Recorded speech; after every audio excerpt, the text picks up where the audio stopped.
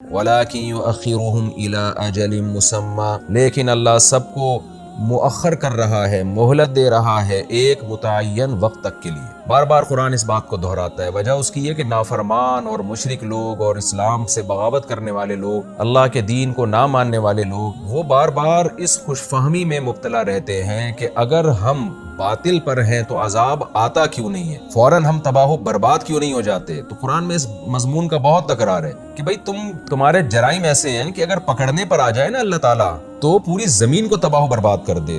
جرم تمہارا کم نہیں ہے، لیکن بات یہ ہے کہ کتنا ہی بڑا جرم ہو، اللہ نے ایک ٹائم رکھا ہوا ہے نا، یہ دنیا دارالامتحان ہے، اگر اللہ مار کے ختم ہی کر دے گا تو امتحان کہاں سے ہوگا؟ تو اس خوش فہمی میں نہ رہو کہ آخرت میں بھی سزا نہیں ملے گی، اللہ نے ایک دن رکھا ہوا ہے۔ وَإِذَا جَاءَ أَجَلُهُمْ، بس جب اجل آ جائے گی، مدت آ جائے گی، لَا يَسْتَأْخِرُونَ سَاعَةً وَلَا يَسْتَقْدِمُونَ، تو نہ یہ مؤخر ہو سکیں گے نہ یہ مقدم ہو سکیں گے، یعنی اس ساعت سے ایک گھڑی بھی ان کو تاخیر نہیں ہوگی کہ ساعت آ جائے اور اللہ ان کو مہلت دے دے، اور نہ ایسے ہوگا کہ ساعت سے پہلے اللہ ان کو مار دے، تو نہ مقدم ہوں گے نہ مؤخر ہوں گے۔ وَيَجْعَلُونَ لِلَّهِ مَا يَكْرَهُونَ وَتَصِفُ أَلْسِنَتُهُمُ الْكَذِبَ، اور یہ لوگ اللہ کے لیے اس چیز کو بناتے ہیں ما یکرہون، جس چیز کو خود یہ ناپسند کرتے ہیں، جیسے کہ پچھلی رکوع میں آیا تھا نا، اپنے لیے بیٹیاں پسند ہی نہیں کرتے تھے تو اس کی نسبت اللہ کی طرف کر رہے ہوتے ہیں۔ وَتَصِفُ أَلْسِنَتُهُمُ الْكَذِبَ، اور ان کی زبانیں جھوٹ بیان کرتی ہیں۔ وہ جھوٹ کیا ہے؟ أَنَّ لَهُمُ الْحُسْنَى، کہ ان کے لیے اچھا ٹھکانہ ہے۔ تو یہ زبانیں ان کی جھوٹ بولتی ہیں، سمجھتی ہے، دعویٰ کرتے ہیں کہ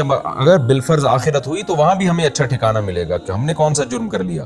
لا جرم ان لهم النار، اس میں کوئی شک نہیں ہے کہ ان کے لیے آگ ہے۔ وانہم مفرطون، اور یہ لوگ آگ میں پہل کیے جائیں گے، کیونکہ شرک اور کفر کا گناہ سب سے زیادہ ہے، تو اس لیے وہاں بھی مشرک کو سب سے پہلے جہنم کی آگ میں ڈالا جائے گا۔ تاللہ لقد ارسلنا الى امم من قبلک، اللہ کی قسم ہم نے آپ سے پہلے بھی بہت ساری قوموں کی طرف پیغمبروں کو بھیجا۔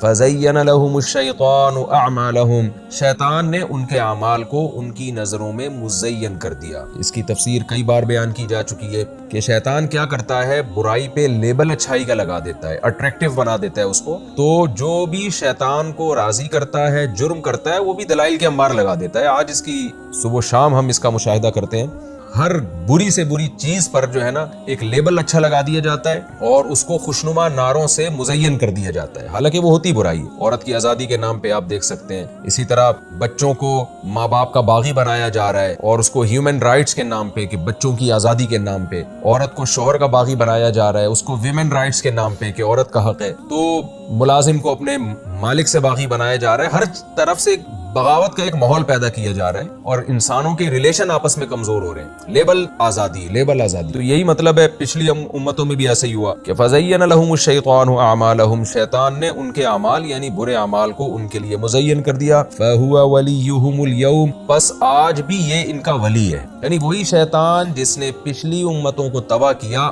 آج بھی ان کا ولی یہی شیطان ہے، اسی طریقے سے ان کو تباہ کر رہا ہے جیسے پچھلی امتوں کو تباہ کیا۔ وَلَهُمْ عَذَابٌ أَلِيمٌ، اور ان سب کے لیے دردناک عذاب ہے۔ وَمَا أَنزَلْنَا عَلَيْكَ الْكِتَابَ، اگلی آیت کا جو مفہوم ہے وہ یہ ہے کہ جب شیطان ہر برے عمل کو مزین کر کے پیش کر رہا ہے تو ضرورت اس بات کی تھی کہ اللہ آسمانی وحی نازل کر کے خود لوگوں کو ایکسپلین کرے، ڈیفائن کرے کہ صحیح کیا ہے اور غلط کیا ہے، کیونکہ اللہ سے زیادہ بات کسی کی درست نہیں ہو سکتی۔ تو اس لیے قرآن نے کہا کہ شیطان کی اتباع مت کرو، یا لوگ جس غلط کو صحیح کہہ رہے ہیں، صحیح کو غلط کہہ رہے ہیں، تو لوگوں کے پیچھے مت چلو، کیونکہ ہم نے جو قرآن نازل کیا ہے نا، یہی مسئلہ حل کرنے کے لیے کیا ہے۔ وہ کیا مسئلہ ہے؟ وما انزلنا علیک الکتاب، اور نہیں نازل کی ہم نے آپ پر کتاب، الا لتبین، مگر صرف اس لیے تاکہ آپ لوگوں کے سامنے کھول کھول کر بیان کر دیں، الذی، ان چیزوں کو، اختلفوا فیہ، جن میں یہ اختلاف کر رہے ہیں، یعنی اس وقت اختلاف کر رہے ہیں یا قیامت تک اختلاف کریں گے، ہر چیز کو کھول کے بیان کر دیں۔ تو قرآن نے کھول کے بیان کر دیا۔ سب سے پہلی بات، وہ لوگ اختلاف کرتے تھے شرک کے مسئلے میں، قرآن نے، اور ان کے پاس اپنے اپنے دلائل تھے، قرآن نے بیان کر دیا کہ شرک اللہ کو پسند نہیں ہے۔ بہت سے لوگ زنا کو حلال سمجھتے ہیں، قرآن نے بیان کر دیا زنا اللہ کو پسند نہیں ہے۔ ہومو سیکسولیٹی کو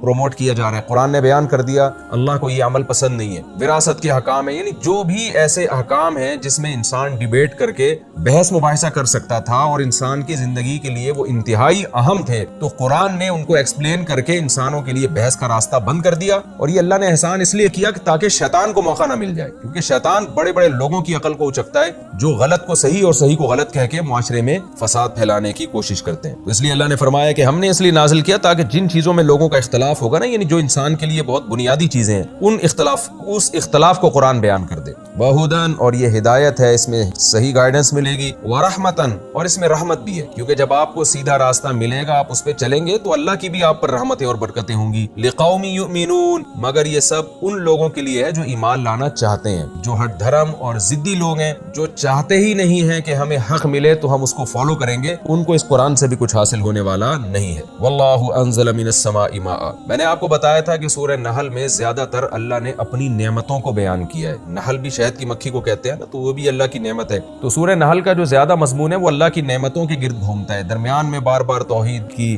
اہمیت اور شرک کی نفی اور برائی کی مذمت بیان ہوگی, تو اللہ دوبارہ پھر اسی مضمون کی طرف آ رہے ہیں. واللہ انزل من السماء ماء, اللہ وہ ذات ہے جس نے آسمان سے پانی برسایا. فاحیا به الارض بعد موتها, پھر اس نے اس پانی کے ذریعے زمین کو زندہ کیا اس زمین کے مردہ ہونے کے بعد. دیکھیں یہ دنیا میں سب سے عجیب کام جس پہ یعنی سائنسدان بھی حیران ہیں اور اب تک اس کو ڈیفائن نہیں کیا جا سکا, وہ کیا ہے مردہ میں حیات کیسے پڑتی ہے. یہ تو ہم چیزوں کو دیکھ رہے ہیں نا تو ایمان لے آتے ہیں, لیکن کوئی بنجر زمین ہو, ہم نے اس میں کبھی درخت یا پودا اگتا ہوا نہ دیکھا ہو, اور اس کے بارے میں کوئی یہ کہے کہ اس میں پانی برسے گا اور لہلہاتی فصلیں اگیں گی, گندم اگے گا, خربوزے اگیں گے, انار اگے گا, تو دنیا میں کوئی بھی اس بات کو نہیں مانتا. وہ کہتا ہے یہ ہو ہی نہیں سکتا. ہم اس لیے مان رہے ہیں کہ ہم صبح شام یہ منظر اپنی آنکھوں سے دیکھ رہے ہیں. تو اللہ اس منظر کو قرآن میں بار بار بیان کرتا ہے کہ یہ خدا کے ہونے کی دلیل ہے کہ اس نے زمین میں اس طرح کے سافٹ انسٹال کر دیے ہیں, ایسا سسٹم زمین کے اندر بنا دیا ہے کہ صرف پانی برسنے کی دیر ہوتی ہے اور کیسی لہلہاتی فصلیں اس سے